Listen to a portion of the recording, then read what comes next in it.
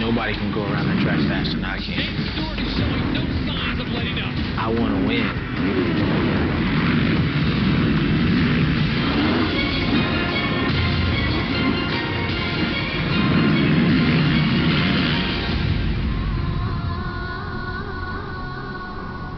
Are you the most dominant performer in any sport? Yeah. In the 85-year history of motocross, no one has ever seen anything like James Stewart. James Stewart seems to be from another world. James Stewart is the fastest supercross rider on the planet.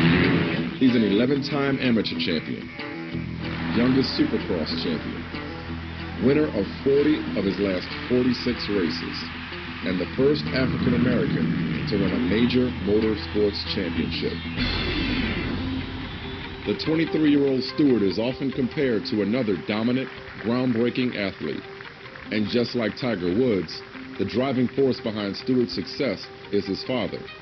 My dad used to race when I was younger, so he didn't put a basketball in front of me. He put a motorcycle. The day that James came home from the hospital, before I ever took him in the house, I crunk up my KX250 and I gave him a ride on the bike. He was 3 days old, and I kind of eased off the clutch and took off, and then I was one-handed holding him and riding the bike. Stewart grew up in an all-black neighborhood in Winter Haven, Florida. His father worked at a packaging plant. His mother at a fast food restaurant. Stewart's parents bought him his first motorbike when he was 4 for Christmas. Father and son would often race at the all-white motocross track a few towns over. He would come home from school and he would get on that bike and he would ride it and he'd ride it to dark. I would have to make him get off of it. I said, why are you riding so much? I got to beat those guys. I got to practice. And that's what he did. To support his son's passion, Stewart's father would work 70 hours a week on the graveyard shift, so he and his son could ride in the afternoon. To help pay for used racing gear, track fees, and fuel, James Sr. resorted to collecting bottles and cans for extra money. My dad always wanted to be, a superstar at racing. That was something he loved to do. But when I got started, we couldn't afford to race, so he had to pick and choose. And, he chose to take his son and make him. Young James Stewart Jr., a rider we're seeing and hearing from more and more lately. Was there any tight times out there for you, partner? No. What are you going to do the third moto? Win that. While his son was breaking records as an amateur, James Sr. says he shielded him from the reality that they weren't always welcome in a predominantly white sport. I faced it a lot. I remember we went to this track up in Alabama. The guy looked at me and he said, we don't race niggers here. And I said, good, but I come here to race a motorcycle. James, he was little. He said, Dad, what'd that man say? I said, don't worry about it, son. It's all good. Let's go ahead and kick that butt and we go home. It didn't hit me until my first year in pro that I was different from everybody else. If you would ask me, I probably said I was white. People would boo me, for getting second and, cheer a third place guy. It didn't register me that I'm black and they're white. And I never paid attention because at the end of the day, I was just trying to beat them. But at a race in 2007, Stewart couldn't ignore the racist taunts of some spectators. We was up in, stayed up north, and, I hear people call me N-word. They was hanging over the fence, flicking me off every time I came around the track. Every lap I would come through and give him the thumbs up, he would get even more pissed off and hang over the fence and flick me off even more. I didn't care. Was there any part of you that was hurt by hearing that? I feel like me getting mad at them and me doing something to them that's what they want. So for me to give them the thumbs up, it showed that I'm a bigger person, and to me, you don't even matter. But it's not only Stewart's race that makes him stand out, it's the way he races. I get scared every time I race. I get on the gate, I freak out. I'm scared. I hate doing this. I don't want to do this. Every time we start at the motorcycle, I say again, this is what I love to do. This is why I come here. This is why I train, because I love to have this feeling, that scared feeling of not knowing what's going to happen. I guess in a sense, I'm so afraid of losing that I scare myself to win.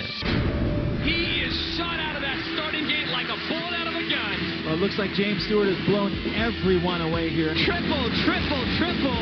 How good is this guy? James is the fastest guy, for sure, that's ever raced a motocross bike. Ricky Carmichael is widely considered the greatest motocross rider of all time.